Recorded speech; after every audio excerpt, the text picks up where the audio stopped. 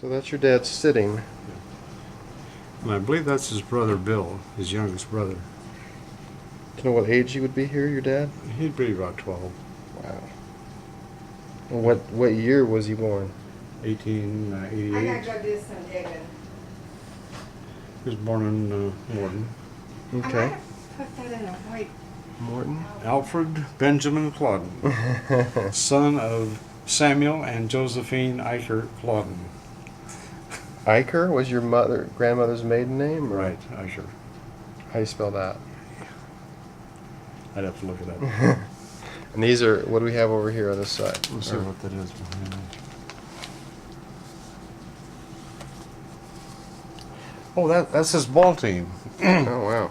Morton and I don't know. 09. 09, and this guy right here is my dad. Right here. Right there. Right. I don't know who the other people are. But he played ball until he was 55. He played hardball with Keystone on Keystone's own diamond in Bartonville. And he was 5'5.5" tall, weighed about 235, built like a fire plug, and could hit the ball a ton. Mm-hmm. What year do you think this? Oh, this was taken in 09. Yeah, That's your dad. yeah. Wow. He loved the game. Yeah. When he was teaching me how to pitch, he'd stand up against the garage door Uh huh. and tell me how to throw a curve, Uh and he'd stand there completely immobilized, and I'd try and break the curve off. huh. Okay. But when it didn't break, it hit him right in the shoulder, Oh. and he'd get black and blue, but he wouldn't move. He says, "Damn it, kid! When I say twist that arm and break that wrist, that'll break that ball." And eventually, I learned how to throw a curve. He was something else, I tell you. I loved him dearly. I miss him. What else you got in here? Okay, hold on. You're on hold now? Dad was, I have to do the math on it, but about 1915, he and his brother Ed started working at Keystone Steel and Wire at their Tremont plant when they set up their first wooden fence machine. The early days they moved to South Adams Street in Bartonville, and Dad and Uncle Ed were the only machinists they had to set up the equipment on Adams Street in Bartonville. Wow. Dad ended up 47 years as a truck driver with him, and Ed retired with 50 years in the machine shop. Where's your dad in this picture? Let me see. That's him right there. He looks pretty young there. Yeah. He was about 15. That, as a matter of fact, is the entire working force of Keystone Steel and Wire at that time. Wow. That's not a lot of guys. That would have been about 1906. This is the whole flamdamly of the Claudins, all the brothers and sisters. He was the oldest of 13 brothers and sisters, and he died at 74 in 1962. Yeah. That's Dad right there. Grandma behind him. Yeah, that's my mom. And Bertha. Yeah. No, she wouldn't be in this. No, that would be Just all Keystone the people. brothers. John Eggleston married his sister Della. He was a super guy. When he talked, he was just like that actor. Gary Cooper. Right. He looks like Gary Cooper. He was. Yeah. He talked real slow and deliberate, and in a very soft voice. He compelled you to listen to him. Uh-huh. And he was just a painter, but more than a painter for painting houses, he also did artistic type interior decorating. Okay. But just a super guy. I thought a lot of him. The others in here, and Irene, his sister. There was I'm losing my mind. Della? No. Max and Leah. There's Uncle Ed. He and Dad were the two that worked at Keystone. Uncle Dick was on the police force, both in the state, the county, and the city of Peoria for his entire working career. He was a dispatch writer during World War I in Europe in the Army, and he got a medal for carrying messages to the line through fire, and when he came back, he picked up a wounded man, threw him over the handlebars, and brought him back in. Wow. But there's another story to him, too. In his early days, he was a good-looking guy. He was a rounder. And some of the time during the armistice, he spent in Paris. And we always wondered if he had anything going on over there, because eventually there were some people came back to Peoria from France named Claudin. They were black. He'd never own up to it, but he'd laugh, which would tell you a lot right there. Yeah. But this bunch never celebrated anything but with happiness and fun and singing. They'd all get together, whether it was a wake, a wedding, or Christmas time, or some holiday, or a fish fry, and they had a ball. Just had a grand time.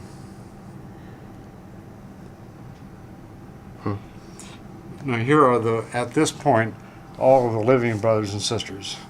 There's my dad, Uncle Ed, this is Uncle Dick, and there's Leah, and Della, Esther, that's Bill, Joe. I always call Joe my drinking uncle because he got stoned at every picnic we ever had. But a lot of fun guy. And Uncle Frank and Aunt Irene. But Frank was a cop in Bartonville for many years, and although he didn't make a lot of money as a cop, he was wise enough to buy some property, and at 49 died a wealthy man owning several pieces of property in the town, including a tavern, apartment buildings, and some commercial businesses. Another family reunion, got all the Claudin and their clan and relatives together for some celebration. And today there are not many of them still around, sad to say. They were a great, fun-loving bunch of people. That's Mom, that's Dad. Okay. And down here is another shot of people in front of the plant at Keystone. You can tell with the vintage type of hats that the women are wearing, the styles of the time. And for the life of me, I could not ever find Dad in here, but he is in this picture. Most of the people are up front are from the office, as you can see they're in good, clean suits and all. Okay. This kind of looks like him right here. What do I see? Is that him? No. No. Okay. Okay. And of course, with his number of years, he was a member of the 25-year club, and every year the company sponsored a banquet at the hotel, and This is at the all Pure of Marquette? at the Pure Marquette, and all the people that were in the 25-year club each year were welcome, and as they advanced through the years with more seniority, they too were welcome back to celebrate their time with the company. Where's your dad in this group? I'd have to look. I wish I'd have briefed myself a bit more before we started. I'd have to get my glasses on. He's in there somewhere. Okay. He was a host of one of the tables in one of the latter years, and Jimmy Briggs, who was a machinist out of the machine shop, was a fellow from the old country, and he spoke rather broken, and not too refined, to say the least. And they had shrimp cocktail for an appetizer. And Al was trying to help, Al, my dad, is trying to help Jimmy along. And Jimmy's pulling his stuff aside, and he says, "Oh, what is this?" And my dad says, "It's a shrimp cocktail." "Huh, I don't need to go down the bug." You know. He wouldn't touch it. No, he'd call the shrimp a bug. But, I used to be able to pick him right out of these, but I haven't looked at these pictures for years. That's the way time does you.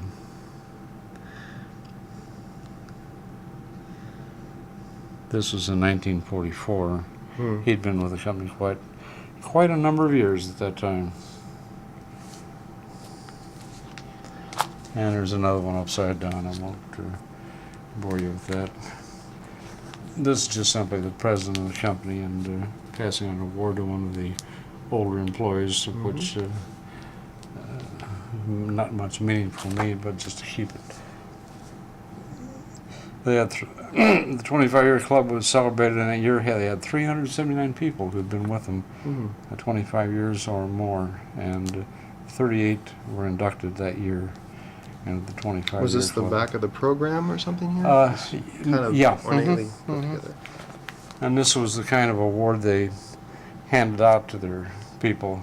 And here, my dad had one of these. I got one too, as a matter of fact, with his name in here, and they gave it to you on your 25th anniversary. That's back of the program. This is a plaque that was in the lobby of the main office by the founders, Peter and Peter W. Summer, the father and the son duo who started making woven wire fence in a little shed on a wooden frame in Tremont back in 1844. And he came into the picture in 1924. What does the plaque say? Founders, friends, employees. This tablet placed in their memory by those of this organization who have worked under their inspiration, known their character, and loved them. And their motto was, find a better way. Huh.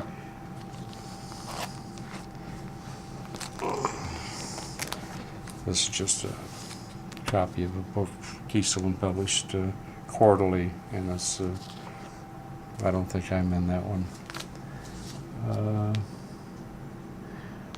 These are people getting their awards at the 25-year club during my dad's period. This is a big paper, as a matter of fact. It unfolds to a whole big deal. I don't see him right off.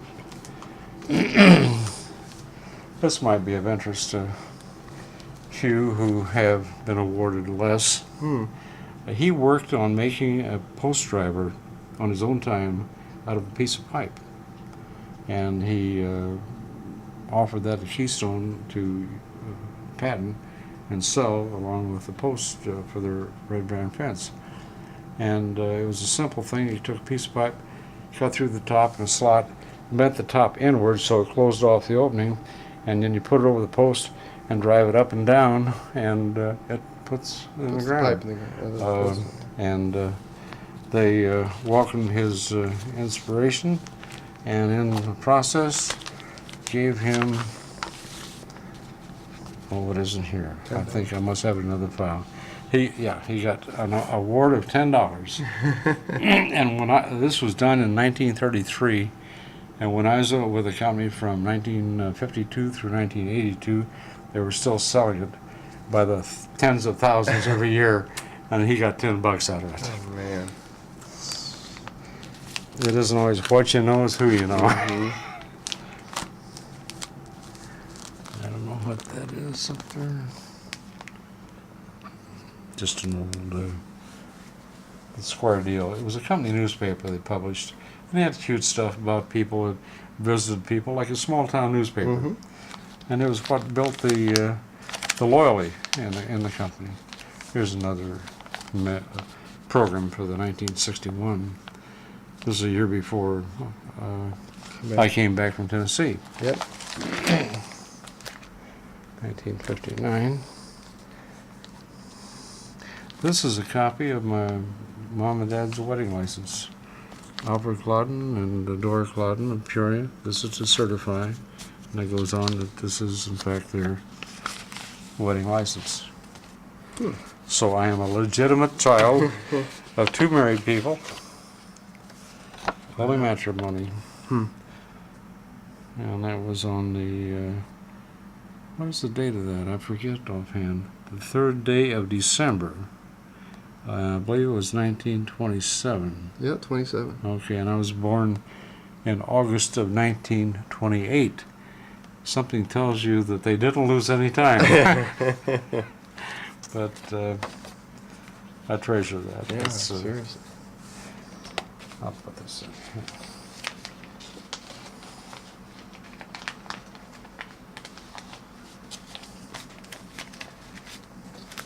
This is Grandma. I don't quite know what this is all about here.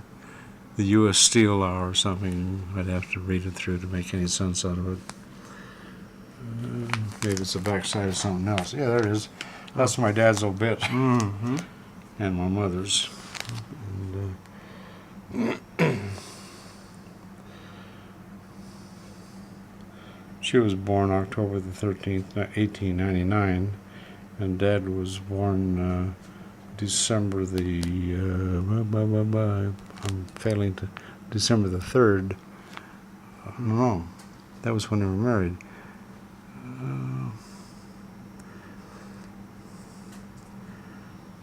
Okay.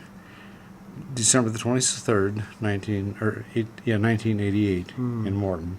The son of Samuel and Josephine Eicher, E-I-C-H-E-R. Mm-hmm. You asked about that earlier.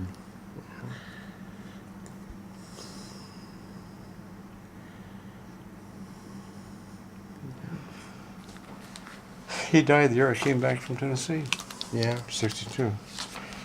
That's one of those obits on mine. Mm-hmm. And she was born of George Stanley Straunce and Mary Northrop, and called Maria's was. But later we found out that the Straunce really was Straunsuski. That when Grandpa came to this country, he changed. And what's funny about that, Dad always used to kid him. He said, Stanley, because he went by Stanley more than he did George. He says, anybody with the name George Stanley has got to be a damn Polak. And Grandpa would just go nuts. Because he took pride in being a Prussian. Uh-huh. He came over here on a sailing ship when he was 17 years old. Wow. From Germany. All by himself. And settled into Milwaukee, Wisconsin, and learned to be a brewmeister.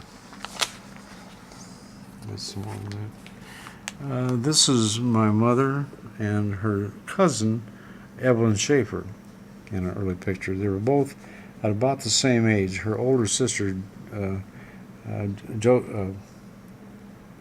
Josie, had twins, Evelyn and Earl, and Evelyn was about the same age as my mother at that time, and they were great pals.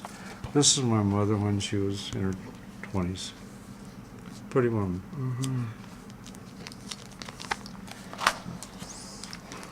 Okay.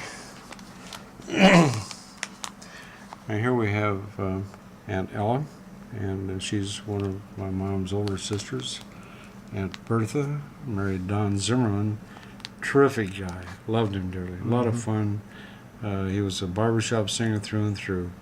His claim to fame was getting me to paint a backdrop for the barbershop chorus in Peoria. And when first time he ever heard Frank Sinatra, he said, there is a baritone that will last forever. Yeah. He knew his music. There's my mother again. And that's her mother. That's my grandma. She was the sweetest thing. She never ever raised her voice to anyone.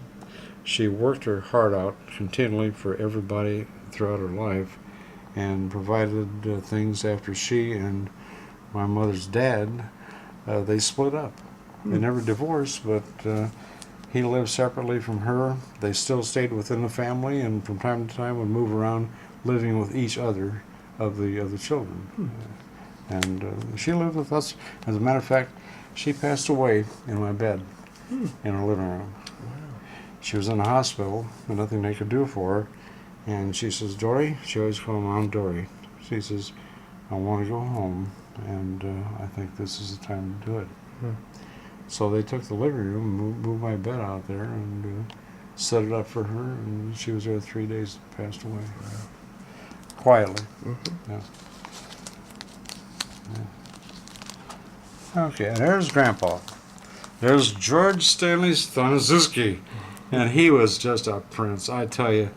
He had his time of bout with the alcohol and his temper that broke them up. He would go out to the barn, as I've told in earlier years, and drank himself silly. He would make his own booze. He was a very capable practitioner and brewery of beers and wines and liqueurs of all kind, but he couldn't handle the booze, and he'd go out in the barn after he left Milwaukee because they were making beer differently than he thought they should up there. And he quit in the brewery and decided to become a farmer. Moved to Canton, and that's where he raised a family. She was from Milwaukee, Grandma, and she came down. But he would sit when he lived with us for a time and tell stories upon stories. He had an interesting early life. His mother was quite artistic, and they would travel around to different places where she would take her canvas and paints and do artwork. And he remembered that vividly. So you've got some Yeah. history of your Oh, art yeah. background. Huh? And I remember about either 1937 or 38. I was about 9 or 10 years old, and upheaval was starting to foment in Europe with Hitler. And he could speak and understand German fluently. And I remember one day we were sitting in the living room, and my dad had the radio on. Somehow they got an overseas broadcast of Hitler's speech. It was worldwide, apparently. It was such a rabble-rouser at the time.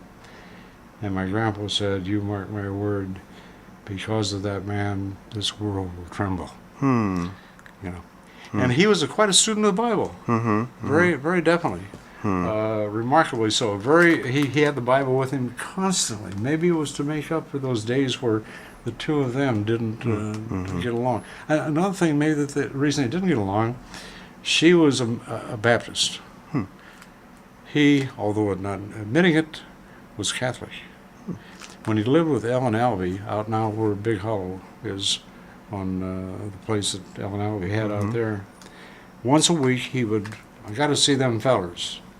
He would walk from their place clear to the courthouse downtown. And you know that's a long ways. It killed him finally because he walked home in the rain in January. And he died of pneumonia at a time when they didn't have the antibiotics that they have today.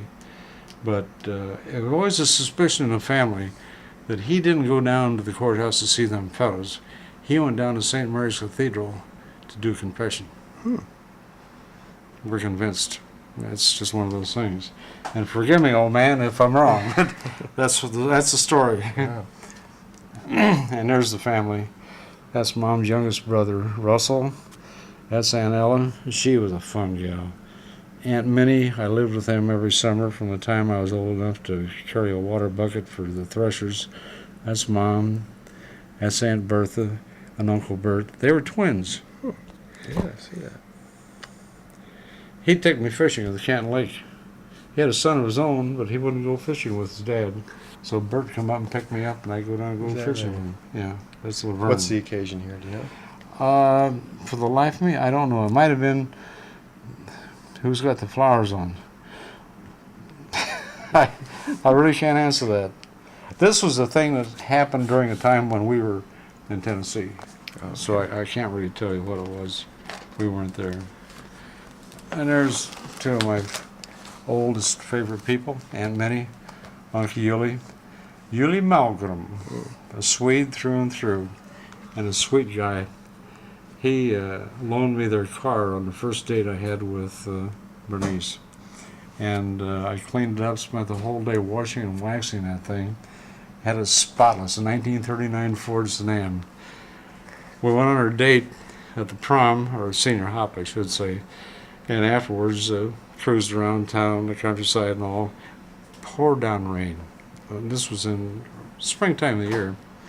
Got up in the heights someplace and made a wrong turn onto what I thought would be the street that Von Steuben is now on.